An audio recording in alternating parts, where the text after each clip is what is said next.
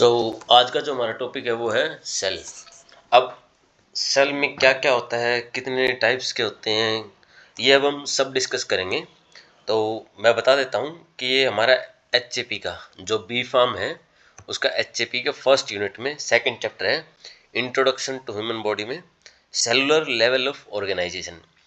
ये हमारे कुछ जूनियर्स के लिए भी हैं जो 11th क्लास में हैं, उनको भी सेल पढ़ाया जाता है, तो वो भी इस वीडियो को देख सकते हैं, उनके लिए भी ये बेनिफिशियल है।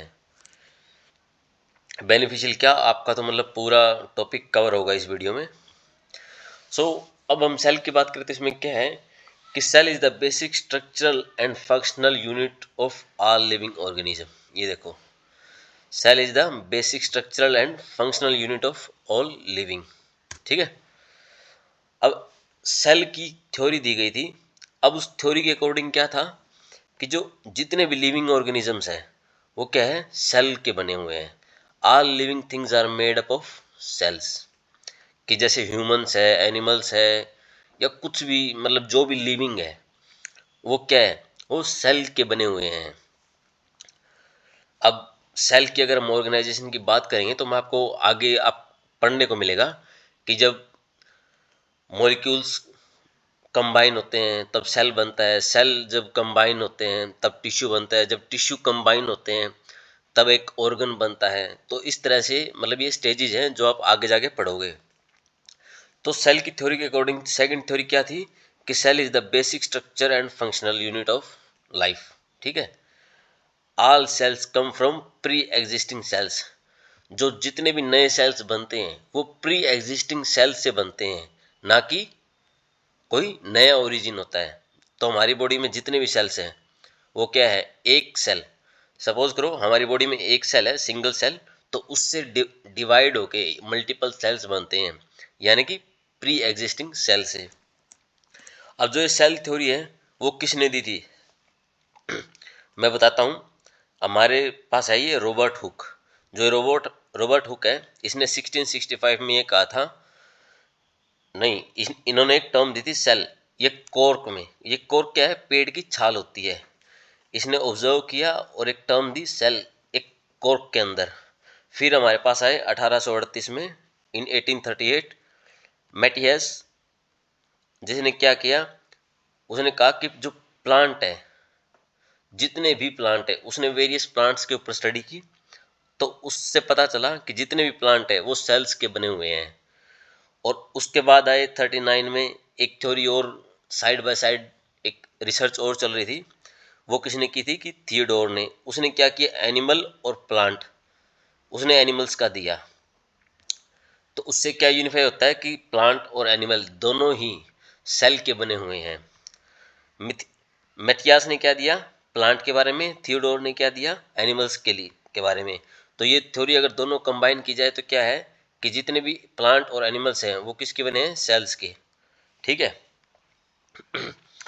अब बात करेंगे रुडोल्फ विर्कोव की।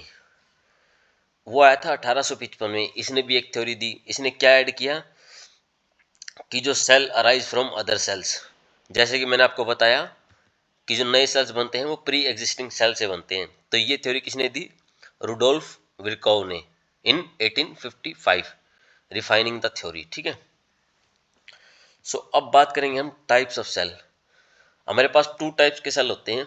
First one is prokaryotic, second one is eukaryotic cells. ये बहुत ही बेसिक क्वेश्चन है जो आपको स्टार्टिंग से ही 9th 10th से आप पढ़ना शुरू कर देते हैं, तो ये आपको मतलब याद करना है। इसमें मेन डिफरेंस क्या होता है कि जो प्रोकैरियोटिक सेल होते हैं हमारे, उसमें जो न्यूक्लियस होता है वो एब्सेंट होता है।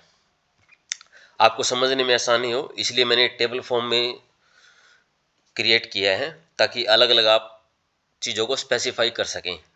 तो न्यूक्लियस प्रोकैरियोटिक सेल में एब्सेंट होता है, यूकैरियोटिक सेल में प्रेजेंट होता है। जो यूकैरियोटिक सेल्स हैं वो हमारे न्यू सेल्स हैं, जो प्रोकैरियोट हैं वो पुराने एंशियंट। तो मतलब जो प्रोकैरियोट और यूकैरियोट का जो मेन इनका वर्ड्स का जो मीनिंग होता है वो क्या होता है कि ओल्ड एंड न्यू। तो प्रोकैरियोटिक क्या है हमारे ओल्ड, और यूकैरियोटिक होते हैं हमारे न्यू। अब ऑर्गेनेलिज की बात करें, इसमें न्यूक्लियस नहीं है और साथ में मेम्ब्रेन बाउंड ऑर्गेनेलिज भी नहीं है। नहीं, ये गलत हो गया। Membrane bound organelles are present, इसके अंदर मेम्ब्रेन बाउंड ऑर्गेनेलीज होती है यूकैरियोट्स के अंदर, ठीक है। अब साइज की बात करें तो ये क्या है, प्रोकैरियोटिक जो होते हैं वो स्मॉल होते हैं, smaller in size, and eukaryotics are larger in size. अब बात करें बैक्टीरिया की, एग्जाम्पल नहीं, एक एग्जाम्पल की बात करें तो इसमें क्या आते हैं, बैक्टीरिया और आर्केई, और इसमें आगे हमारे animal, plant, fungi and protist. फिर आते हैं हमारे ऑर्गेनाइजेशन। ऑर्गेनाइजेशन पे बात करें तो ये मेन डिफरेंस क्रिएट करता है कि जो हमारे प्रोकैरियोटिक सेल्स होते हैं वो सारे के सारे यूनिसेलुलर है। यूनिसेलुलर का मतलब है कि सिंगल सेल, एक ही सेल कंप्लीटली डेवलप हो चुका है और वो अलग अपनी शेप ले चुका है, और उस सिंगल सेल से पूरा एक मतलब एनिमल बनता है। जैसे बैक्टीरिया हो गया, वो एक सिंगल सेल होता है, ठीक है। अब यूकैरियोटिक में क्या होता है कि वो यूनिसेलुलर भी हो सकता है और मल्टी सेलुलर भी हो सकता है, ठीक है। सेम उसी तरह डीएनए। अब डीएनए में क्या होता है, ये हमारा सर्कुलर होता है प्रोकैरियोट में, और लीनियर क्रोमोसोम्स प्रेजेंट होते हैं न्यूक्लियस के अंदर। इसमें यूकैरियोट्स में देखो, इसके अंदर न्यूक्लियस एब्सेंट है, तो इसका न्यूक्लियस के अंदर डीएनए प्रेजेंट होगा ऐसा तो कुछ है ही नहीं। तो इसमें क्या होता है कि साइटोप्लाज्म होता है, साइटोप्लाज्म के अंदर ही होता है। और इसमें क्या होता है कि जो क्रोमोसोम्स होते हैं वो न्यूक्लियस के अंदर होते हैं। क्रोमोसोम्स क्या कैरी करते हैं, हमारा डीएनए मटेरियल होता है ये, ठीक है। अब राइबोसोम, राइबोसोम दो प्रकार, टू टाइप्स के होते हैं, 70s एंड 80s। तो यू प्रोकैरियोट में क्या है, 70s, एंड यूकैरियोट में 80s। अब फिर बात करते हैं सेल डिवीजन की। ये बाइनरी फिजन से डिवाइड होते हैं, और ये मियोसिस एंड माइटोसिस।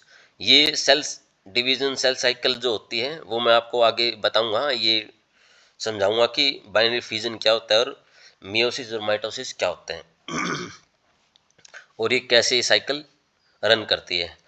फिर बात करेंगे हम सेल वॉल की। अब सेल वॉल में क्या होता है कि जो बैक्टीरियल सेल वॉल होती है वो पेप्टिडोग्लाइकन की बनी होती है, जो कॉम्प्लेक्स होती है। पेप्टिडोग्लाइकन की एक चेन होती है ड्यूअल। और यूकैरियोट्स में क्या होता है कि सिंपल सेलुलोज या काइटिन की बनी होती है, और मोस्टली एनिमल्स के अंदर ये एब्सेंट होती है सेल वॉल, ठीक है। सेल वॉल किसके अंदर प्रेजेंट होती है, बैक्टीरिया के अंदर, जो पेप्टिडोग्लाइकन की बनी होती है। जब हम एक चैप्टर करेंगे एंटीबायोटिक का, पेनिसिलिन का, तो उसमें मैं बताऊंगा कि जो पेप्टिडोग्लाइकन की जो सेल वॉल बनी होती है वो कैसे होती है, जो बैक्टीरिया की सेल वॉल होती है।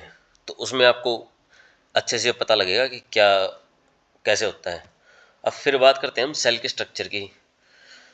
तो अगर हमें सेल का स्ट्रक्चर नहीं पता तो हम कुछ भी चीज़ डिफाइन नहीं कर सकते। तो हमें सेल का स्ट्रक्चर मोस्ट इम्पोर्टेंट थिंग, ये स्मॉल मतलब छोटी क्लास से लेके लास्ट आपकी 11th 12th bachelor master degree हर कहीं काम आएगा, और ये बेसिक स्ट्रक्चर आपको याद होना चाहिए। अब हम स्टार्ट करते हैं आउटर सरफेस से, आउटर टू इनर मूव करेंगे हम। अब आउटर सरफेस की बात करें तो हम क्या है, ये देखो, ये होती है आउटर सेल वॉल, ये देखो ये लिख रखा। और ये अंदर वाली होती है हमारी inner, inner cell membrane and outer cell membrane. Cell wall तो होती नहीं है, ये मेम्ब्रेन है, ये एनिमल सेल का स्ट्रक्चर है, ठीक है। फिर इसके बाद क्या आता है हमारे पास, ये गोल्गी बॉडीज होती है। ये जो गोल्गी बॉडीज है, राइबोसोम्स होते हैं, वैक्यूल्स, लाइपोसोम्स, माइटोकॉन्ड्रिया, इन सभी के क्या फंक्शन है वो भी मैं आपको डिटेल में बताऊंगा। आप एक बार स्ट्रक्चर देख लीजिए। हमारे पास सिक्रेटरी ग्रेन्यूल्स होते हैं, स्मूथ एंडोप्लाज्मिक रेटिकुलम। अब स्मूथ और रफ, और ये क्या है, रफ एंडोप्लाज्मिक रेटिकुलम, और ये क्या है, स्मूथ एंडोप्लाज्मिक रेटिकुलम। अब इसमें डिफरेंस क्या है कि देखो, इसके ऊपर राइबोसोम्स प्रेजेंट होते हैं, ठीक है। ये जो इसकी सरफेस है वो स्मूथ नहीं होती, और जो SCR होता है उसके अंदर क्या होता है, जो सरफेस होती है हमारी वो स्मूथ होती है। अब ये पूरे इसके अंदर क्या है, ये छोटे छोटे छोटे छोटे ये दिख रहे हैं ना आपको, ये क्या है, ये राइबोसोम्स है, ये राइबोसोम्स। और अगर ये राइबोसोम्स कंबाइन हो जाए, एक चैन बना ले, तो उसे क्या कहते हैं हम, पॉलीराइबोसोम, ठीक है।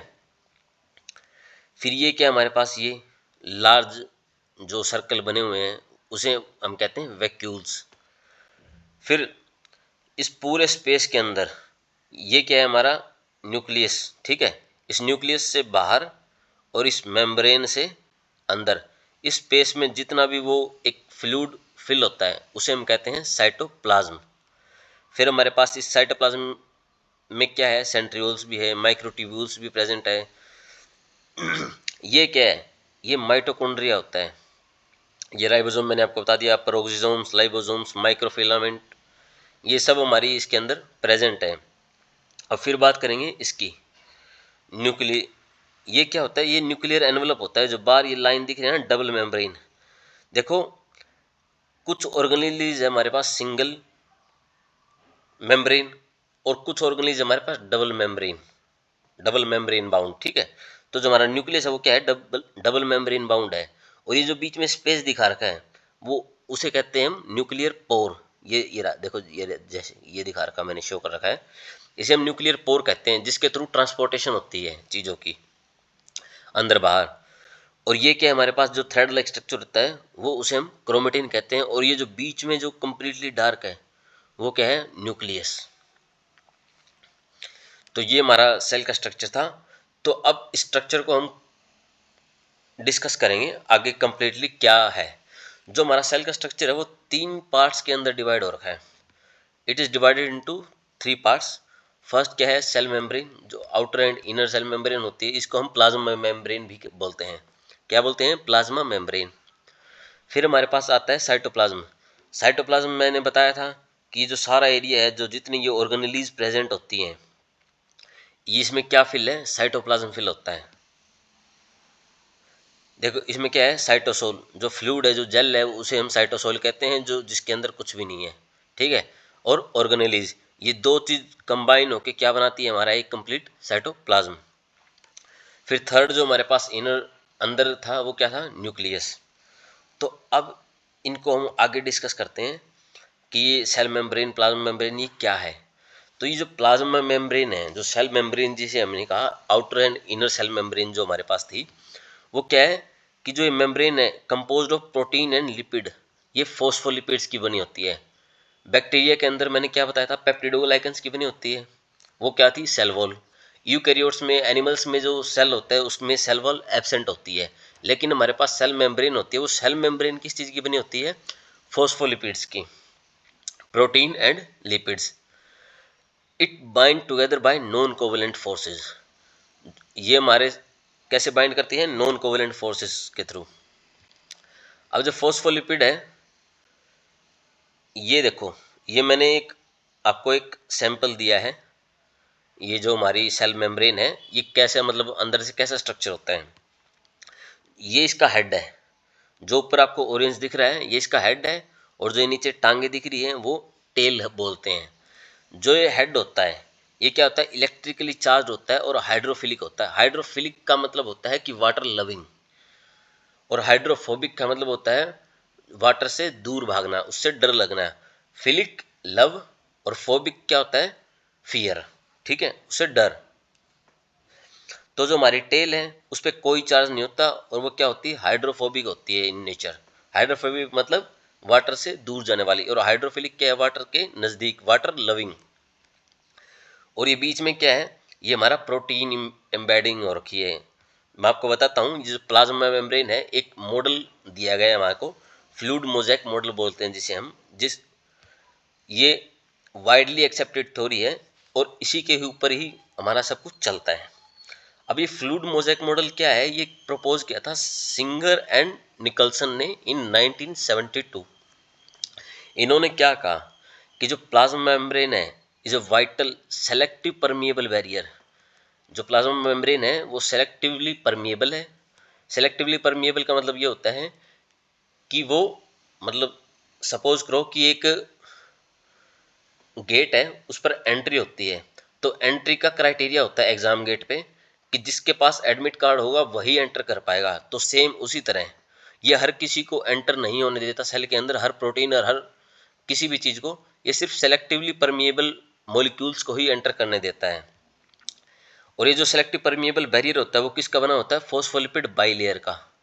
जैसे कि मैंने आपको इस डायग्राम में दिखाया, ये फॉस्फोलिपिड का बना है, ये सिंगल लेयर होगी ऊपर की, और जो नीचे होगी वो एक सिंगल लेयर अलग होगी, तो दोनों मिलके क्या होगी, डबल लेयर। ये डबल लेयर का बना होता है। With embedded protein, cholesterol and carbohydrate. जैसे कि मैंने आपको दिखाया कि ये कंप्लीट एक सेल मेम्ब्रेन है, इसके अंदर एक प्रोटीन एम्बेड कर रखा है। ये प्रोटीन क्या होता है, एक कैरियर के रूप में काम करता है।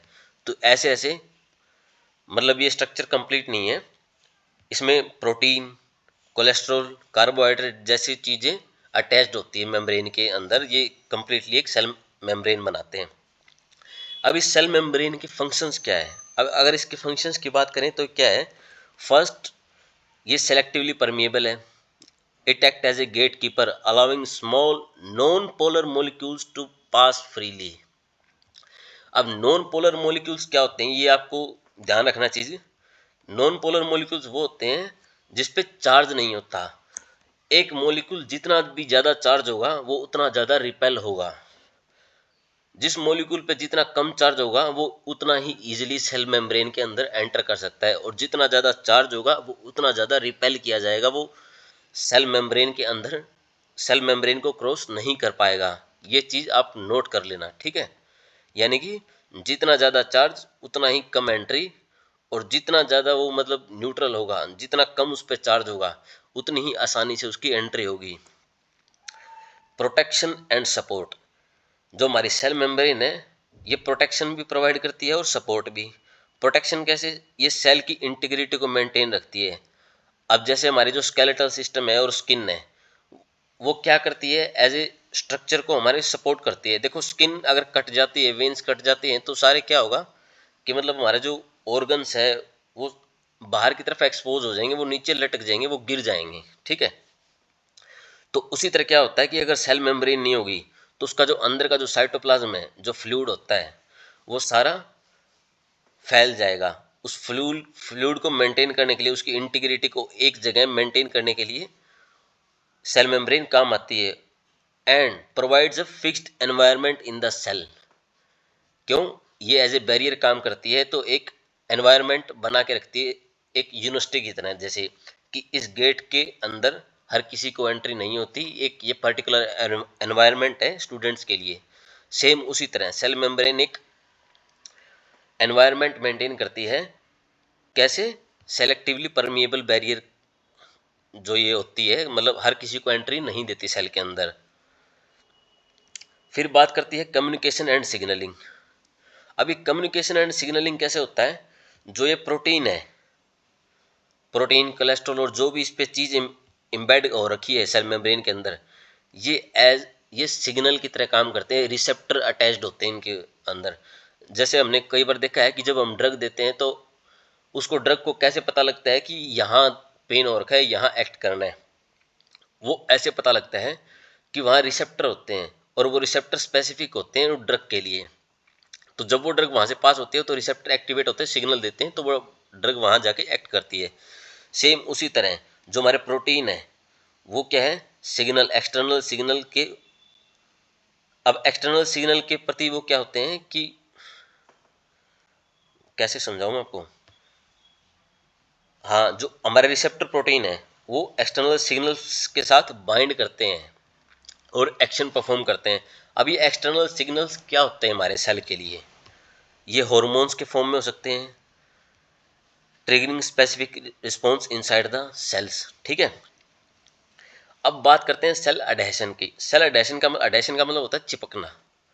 Specialised protein helps cells stick together to form tissue and organ. जैसे कि मैंने आपको अभी बताया था कि जब बहुत सारे सेल्स कंबाइन होते हैं तो उससे क्या बनता है, टिश्यू। और जब बहुत सारे टिश्यू कंबाइन होते हैं तो उससे क्या बनते हैं, ऑर्गन। तो जो हमारे सेल हैं एक साथ चिपक के रहते हैं और एक शेप ले लेते हैं, जैसे कि उन्होंने शेप ले ली किडनी की, हार्ट की, तो उसी तरह वो बहुत सारे टिश्यू बना लेते हैं, और टिश्यू फिर कंबाइन होकर क्या बन जाते हैं, ऑर्गन। तो ये सेल एडेशन में भी काम आती है। फिर बात करते हैं ट्रांसपोर्ट के मैकेनिज्म की। अब ये बहुत इंपॉर्टेंट है, ये आपको जरूर याद करना है। फर्स्ट, ये फ्लूइड मोज़ेक मॉडल ही कंप्लीटली इंपॉर्टेंट है फर्स्ट, ठीक है। अब इसमें और इम्पोर्टेंट क्या है कि इसका मैकेनिज्म, ये जो ट्रांसपोर्ट का मैकेनिज्म वो कैसे काम करता है। अब इसमें 3 मैकेनिज्म है। Passive transport, active transport and bulk transport. Bulk transport को हम वेसिकुलर ट्रांसपोर्ट भी बोलते हैं। ये मैं आपको आगे बताऊंगा, आप चिंता मत कीजिए।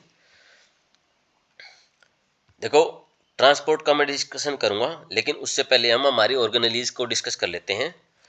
आप चिंता मत कीजिए, कंप्लीट ट्रांसपोर्ट का मैकेनिज्म मैं आपको बता के जाऊंगा। अब बात करते हैं साइटोप्लाज्म की। फर्स्ट क्या था? Cell membrane. सेकंड क्या है हमारे पास? साइटोप्लाज्म। और थर्ड क्या था? न्यूक्लियस। ठीक है। अब बात करते हैं साइटोप्लाज्म की। साइटोप्लाज्म में क्या थे? ऑर्गेनेलीज थे हमारे पास, cytosol and organelles. Cytoplasm is the area present between cell membrane and nucleus. ये देखो, ये मैंने बताया था, सेल मेम्ब्रेन एंड न्यूक्लियस के बीच में जितना भी एरिया है वो सारा क्या है? साइटोप्लाज्म। अब साइटोप्लाज्म के दो पार्ट थे। फर्स्ट था साइटोसोल और सेकंड था हमारा ऑर्गेनेली। जितने भी हमारे ऑर्गेनेलीज थे, जैसे कि माइटोकॉन्ड्रिया, एंडोप्लाज्मिक रेटिकुलम। साइटोसेल, साइटोसेल क्या था? जो वाटरी और जेल लाइक फ्लूइड जो होते हैं उसे हम कहते हैं साइटोसोल। उसके अंदर क्या प्रेजेंट होते हैं? Water, ion, earth and dissolved organic molecules where many chemical reactions occur. जैसे कि ग्लाइकोलिसिस हमारे साइटोसोल के अंदर होती है। ठीक है। फिर बात करेंगे हम ऑर्गेनेलीज की। ऑर्गेनेलीज क्या होती है कि जो मेम्ब्रेन बाउंड स्ट्रक्चर थे, आपने देखा था कि सिंगल मेम्ब्रेन थे, डबल मेम्ब्रेन बाउंड थे, वो सारी क्या थी? ऑर्गेनेलीज थी। जैसे कि mitochondria, endoplasmic reticulum, Golgi and non membrane bound जैसे कि राइबोसोम। जो राइबोसोम थे पूरी साइटोप्लाज्म के अंदर बिखर रहे थे। देखो, ये हर जगह प्रेजेंट थे। ये क्या थे? नॉन मेम्ब्रेन बाउंड है। ये सारे क्या है? मेम्ब्रेन बाउंड है। देखो, इसके अंदर सिंगल मेम्ब्रेन है, इसके अंदर डबल मेम्ब्रेन है माइटोकॉन्ड्रिया के अंदर। लेकिन राइबोसोम ऐसा नहीं है। राइबोसोम क्या है? ये डॉट डॉट सी है, मैंने सर्कल से बना रखे हैं, लेकिन ये डॉट डॉट सी है, ये मेम्ब्रेन बाउंड नहीं है। अब हमारे पास जो ऑर्गेनेल तीन टाइप की है। ये थ्री टाइप्स में डिवाइड हो रखी है। ये जो ऑर्गेनेलीज है जितनी भी प्रेजेंट है, ये थ्री टाइप्स में डिवाइड हो रखी है। ये क्या है? पहला है नॉन मेम्ब्रेन बाउंड, जिसके अंदर मेम्ब्रेन प्रेजेंट नहीं होती। दूसरा है सिंगल मेम्ब्रेन बाउंड और third one is double membrane bound. अब सिंगल नॉन मेम्ब्रेन बाउंड की अगर हम बात करें तो इसमें क्या आते हैं हमारे? Ribosome, centrioles and endoplasmic reticulum. अब राइबोसोम्स क्या होता है? राइबोसोम प्रोटीन फैक्ट्री होती है, जिसका एक ही सिंपल फंक्शन होता है, सिंथेसिस ऑफ प्रोटीन। राइबोसोम्स को हम क्या बोलते हैं? Protein factory. अब बात करते हैं सेंट्रियोल्स की। ये प्रोटीन स्ट्रक्चर होते हैं forming spindle fibre during cell division. ये सेल डिवीजन के दौरान स्पिंडल फाइबर का फॉर्मेशन करते हैं। फिर आता है हमारे पास एंडोप्लाज्मिक रेटिकुलम। मैंने आपको बताया भी था, दो टाइप के एंडोप्लाज्मिक रेटिकुलम थे, एक स्मूथ एंडोप्लाज्मिक और एक रफ एंडोप्लाज्मिक। स्मूथ एंडोप्लाज्मिक क्या था? जिसके सरफेस पे कुछ भी प्रेजेंट नहीं है। यहाँ मतलब ये जो प्रेजेंट है, ये दाने जो दिख रहे हैं आपको डॉट डॉट, ये राइबोसोम्स होते हैं। ठीक है। Smooth and rough endoplasmic reticulum. तो रफ एंडोप्लाज्मिक रेटिकुलम में क्या होता है कि स्टडीड विद राइबोसोम्स। ये क्या काम करते हैं? अगर राइबोसोम्स प्रेजेंट होते हैं तो ऑफ कोर्स ये प्रोटीन सिंथेसिस का काम करते हैं और उनके ट्रांसपोर्टेशन में हेल्प करते हैं। अब स्मूथ एंडोप्लाज्मिक रेटिकुलम में क्या होता है कि दे लैक राइबोसोम्स। उनमें राइबोसोम्स की कमी होती है, लेकिन उनका जो फंक्शन होता है वो अलग होता है। उनका फंक्शन क्या होता है कि लिपिड को सिंथेसिस करते हैं, लिपिड के सिंथेसिस में हेल्प करते हैं और डिटॉक्सिफिकेशन के लिए। फिर हमारे पास आती है सिंगल मेम्ब्रेन बाउंड ऑर्गेनेलीज। अब सिंगल मेम्ब्रेन बाउंड में हमारे पास क्या है? Golgi apparatus. गोल्गी एपेरेटस भी मैंने आपको दिखाया था। ये देखो गोल्गी बॉडीज, इसे हम गोल्गी एपेरेटस भी बोलते हैं।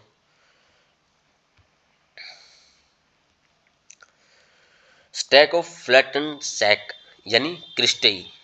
जो क्रिस्टेई है वो सैक्स होते हैं, जैसे एक के ऊपर जो एक था, ये रहा, जैसे कि एक दो तीन, ये मतलब सैक बने होते हैं, जैसे कि बोरी होती है, एक के ऊपर एक रख देते हैं हम। ठीक है। उसी तरह ये सैक, उसे हम क्रिस्टे बोलते हैं। Modifying, sorting and packaging protein and lipid. ये ठीक है। अब लाइजोसोम्स की बात करें, ये क्या होते हैं? स्फेरिकल होते हैं, they contain digestive enzymes. Lysosomes क्या होते हैं? हमारे जो सेल के अंदर जो वेस्ट मटेरियल होता है उसको क्लियर करने का भी काम करते हैं। So that's why they contain digestive enzymes. अब बात करेंगे हम वैक्यूल्स की। वैक्यूल क्या थे? हमारे एम्प्टी स्ट्रक्चर थे, मैंने आपको दिखाया था। कहाँ गए, कहाँ, ये रहा, जैसे देख, ये वैक्यूल दिख रहा है। अब ये वैक्यूल क्या काम करता है? ये क्या है? Membrane bound sac for storage. ये क्या करता है? स्टोरेज का काम करता है for large vacuole in plant, large central vacuole in plants, ठीक है। परोक्सीजोम्स, परोक्सीजोम्स क्या थे? देखो, प्रोक्सीजोम्स और लाइसोजोम्स सेम, दोनों साथ ही प्रेजेंट थे, मैंने मेंशन कर रखा है, वहां देख सकते हो आप। Small spherical organelles involve in metabolic reaction. जो मेटाबॉलिक रिएक्शन जो सेल के अंदर होती है, वो किसके, कौन रिस्पॉन्सिबल है? परोक्सीजोम्स। फिर आती है हमारे पास डबल मेम्ब्रेन बाउंड ऑर्गेनेली। मैंने आपको बताया था, जैसे न्यूक्लियस, वो क्या था? Spherical Oval double membrane. मैंने आपको दिखाया था, उसके अंदर पोर्स भी है, और जो पोर्स किसके अंदर थे? न्यूक्लियर एनवलप के अंदर। और वो क्या कर रहा था? डीएनए को, डीएनए होस्ट करता है, यानी कि वो जो हमारा जेनेटिक मटेरियल होता है वो किसके अंदर प्रेजेंट होता है? न्यूक्लियस के अंदर। फिर बात करते हैं माइटोकॉन्ड्रिया की। माइटोकॉन्ड्रिया मैंने आपको दिखाया था कि ओवल शेप थे और डबल मेम्ब्रेन थे, इनर एंड आउटर मेम्ब्रेन। जो इनर मेम्ब्रेन जो होती है, वो क्या होती है कि वो क्रिस्टी फोल्ड करती है, यानी कि एक विलाई सी बना लेती है, ऊपर नीचे, जैसे कि हमारी इंटेस्टाइन के अंदर बनती है। वो क्या करती है कि ऑक्सीडेशन में काम आती है, एटीपी प्रोडक्शन में काम आती है, सेलुलर रेस्पिरेशन जिसे हम बोलते हैं, ठीक है। तो ये था हमारा माइटोकॉन्ड्रिया। माइटोकॉन्ड्रिया को क्या बोलते हैं हम? Powerhouse of the cell, यानी कि एनर्जी क्रिएट जनरेशन के लिए mitochondria is the powerhouse of cell. देखो, फर्स्ट हमने डिस्कस किया प्लाज्मा मेम्ब्रेन, सेकंड हमने डिस्कस किया साइटोप्लाज्म, जिसमें साइटोसोल और ऑर्गेनेलीज थे। अब हम डिस्कस करेंगे न्यूक्लियस के बारे में। जो थर्ड हमारा जो इनर मोस्ट पार्ट है सेल का, जिसमें जेनेटिक मटेरियल प्रेजेंट होता है, वो क्या है? Nucleus. It is a membrane bound organelle containing cells DNA, also known as cells control centre. अब जो इसमें पांच, इसके न्यूक्लियस को 5 पार्ट्स के अंदर डिवाइड किया गया हमने एक समझने के लिए। न्यूक्लियर एनवलप वो क्या था? डबल मेम्ब्रेन था, मैंने आपको दिखाया था। चलो मैं आपको दोबारा दिखा देता हूँ। ये हमारा न्यूक्लियस है, ठीक है। ये जो बाहर आपको जो दिख रहा है वो क्या है? न्यूक्लियर एनवलप, जो डबल मेम्ब्रेन है, जो इसके अंदर ये बीच में जो स्पेस दिख रहा है आपको, इसे हम बोलते हैं न्यूक्लियर पोर। और फिर ये जो हमारे पास ये क्या है? क्रोमेटिन। और ये हमारे पास क्या है? न्यूक्लियस। और इसके अंदर जो खाली स्पेस दिख रहा है न्यूक्लियस के अंदर, इसको बोलते हैं हम न्यूक्लियोप्लाज्म। इसको और क्या बोल सकते हैं हम? कैरियोप्लाज्म भी बोल सकते हैं। इसके अंदर फ्लूइड प्रेजेंट होता है। तो देखो, मैंने बताया अभी, nucleoplasm fluid inside the envelope facilitating chemical reaction. अब फिर क्रोमेटिन, जो DNA wrap around histone proteins होते हैं इनको। अब न्यूक्लियोलस क्या होता है? Dense structure with nucleoplasm responsible for synthesis of ribosomal RNA and assembling ribosomes. फिर हमारे पास क्या था? Nuclear lamina, A protein meshwork lining the inner nuclear envelope providing structural support and anchoring chromosomes. तो ये क्या है? एक प्रोटीन का एक स्ट्रक्चर है, जो हमारे जो न्यूक्लियर एनवलप था, जो आउटर सरफेस थी, जो मैंने अभी बताया डबल मेम्ब्रेन थी, उसको लाइनिंग प्रोवाइड करता है, यानी कि उसको अंदर का एक ढांचा बनाता है, उसका एक स्ट्रक्चर बनाता है, ताकि वो एक स्टेबल रहे। प्रोवाइडिंग स्ट्रक्चरल सपोर्ट एंड जो हमारे क्रोमोसोम्स हैं उनके लिए होता है ये, ठीक है। क्यों? हमारा जो न्यूक्लियोप्लाज्म है उसके अंदर क्रोमोसोम्स प्रेजेंट होते हैं, जो क्रोमेटिन्स मैंने आपको बताए थे। अब बात करते हैं हमारे उस टॉपिक की जिसको हमने यहाँ पेंडिंग छोड़ा था। ये क्या था? फ्लूइड मोज़ेक मॉडल में जो ट्रांसपोर्ट मैकेनिज्म की जो हमने बात की थी। अब ट्रांसपोर्ट मैकेनिज्म कैसे होता है? Active, passive and vesicular transport, ये 3 टाइप का होता है। वेसिकुलर को हम बल्क ट्रांसपोर्ट भी बोलते हैं। जो ट्रांसपोर्टेशन होता है वो किस चीज़ का होता है? वो न्यूट्रिएंट्स का होता है, आयंस का होता है, एंड जो हमारे वेस्ट होते हैं, जो सेल के अंदर जो वेस्ट होता है, जैसे मैंने आपको बताया कि जो लाइसोसोम्स का काम जो होता है वो क्या करते हैं? वो जो हमारे जो वेस्ट चीज़ है, जो चीज़ को डैमेज कर रही है, उसको किल करने का काम करते हैं। They are the natural killer of the cells, जो हमारे लाइसोसोम्स होते हैं। तो उन वेस्ट को अंदर बाहर ले जाने का काम कौन करता है? वेसिकल्स करते हैं। वेसिकल क्या करते हैं? उनको एंट्रैप कर लेते हैं। एंट्रैप करने के बाद उनको सेल से बाहर छोड़ देते हैं। अब 3 टाइप का हमारे पास ट्रांसपोर्ट है। फर्स्ट है पैसिव ट्रांसपोर्ट। पैसिव ट्रांसपोर्ट में क्या होता है कि हमारी एनर्जी का रिक्वायरमेंट नहीं होता, नो एनर्जी इज रिक्वायर्ड। ये 3 टाइप से होता है। फर्स्ट है सिंपल डिफ्यूजन, सेकंड ऑस्मोसिस और थर्ड है फैसिलिटेटेड डिफ्यूजन। अब इसमें क्या होता है कि जो स्मॉल नॉन पोलर मॉलिक्यूल होते हैं वो मूव करते हैं। जो हमारी सेल मेम्ब्रेन किसकी थी? फॉस्फोलिपिड्स की। तो लिपिड बाई लेयर, ये देखो मैंने लिख रखा है, उसमें क्या होते हैं कि move down there concentration gradient, यानी कि वो हाई से लो जाते हैं। जब हाई से लो जाते हैं तो उसमें एनर्जी रिक्वायर नहीं होती है। सेम उसी तरह ऑस्मोसिस में क्या होता है कि जो डिफ्यूजन में क्या था कि नॉन पोलर मॉलिक्यूल्स मूव करते हैं, small non polar molecules. Osmosis में क्या होता है? मूवमेंट ऑफ वाटर होती है, वाटर की मूवमेंट होती है सेलेक्ट अक्रॉस ए सेलेक्टिव परमिएबल मेम्ब्रेन। हमारी जो सेल मेम्ब्रेन थी वो सेलेक्टिव परमिएबल थी। अब मूवमेंट कहाँ है? हाई टू लो। अब एक डिफरेंस ध्यान रखना इसका। सिंपल डिफ्यूजन में क्या था कि नॉन पोलर मॉलिक्यूल्स, और ऑस्मोसिस में क्या है कि movement of water from high to low. जब ऊपर से कोई चीज फेंको नीचे तो उसको एनर्जी रिक्वायरमेंट नहीं होती, वो अपना फ्रीली फॉल करेगी चीज। फिर हमारे पास आता है थर्ड फैसिलिटेटेड डिफ्यूजन। इसमें क्या होता है कि मॉलिक्यूल्स जैसे कि हमारे ग्लूकोज एंड आयंस, इसमें क्या थे? Small molecules, small non polar molecules. इसमें कौन से मॉलिक्यूल्स हमारे पास है? जैसे कि ग्लूकोज और आयन, ये मूव करते हैं, move down their gradient with the help from specific channel और कैरियर प्रोटीन। जो हमारे कैरियर प्रोटीन और वो अटैच जो होते हैं उनके थ्रू मूव करते हैं, लेकिन ये भी विदाउट एनर्जी एक्सपेंडिचर होता है। अब बात करते हैं हम एक्टिव ट्रांसपोर्ट की। एक्टिव ट्रांसपोर्ट में क्या होता है कि हमारी एटीपी का यूज होता है, एनर्जी का। जो हमारे बॉडी के अंदर एनर्जी होती है वो किस फॉर्म में होती है? ATP, adenosine triphosphate. तो उसमें क्या होता है कि चीजें जब हम नीचे से ऊपर फेंकते हैं ना, तो उसमें क्या होता है कि एनर्जी की रिक्वायरमेंट होती है। तो सेम एक्टिव ट्रांसपोर्ट में पोर्टेशन में होता है कि जब चीज नीचे लो टू हाई मूव करती है, लो टू हाई कंसंट्रेशन मूव करती है, तो उसमें एनर्जी रिक्वायर होती है।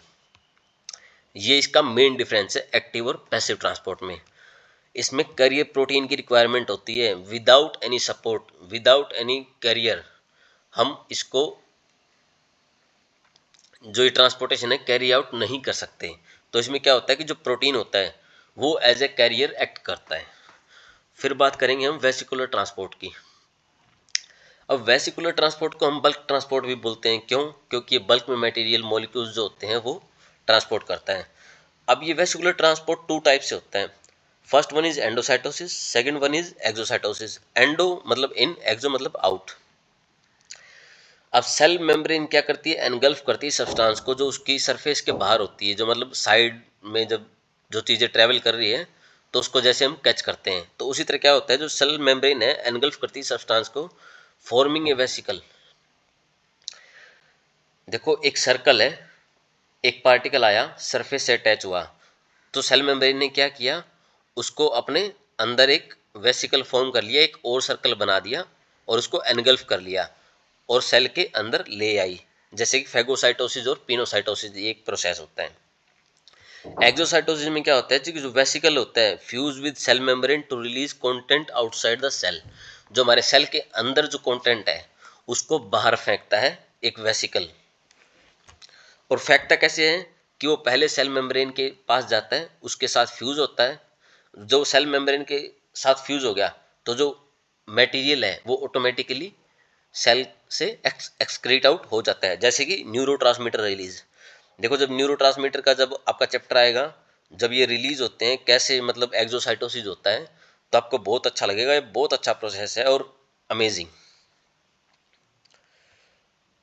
तो ये था हमारा सेल के बारे में।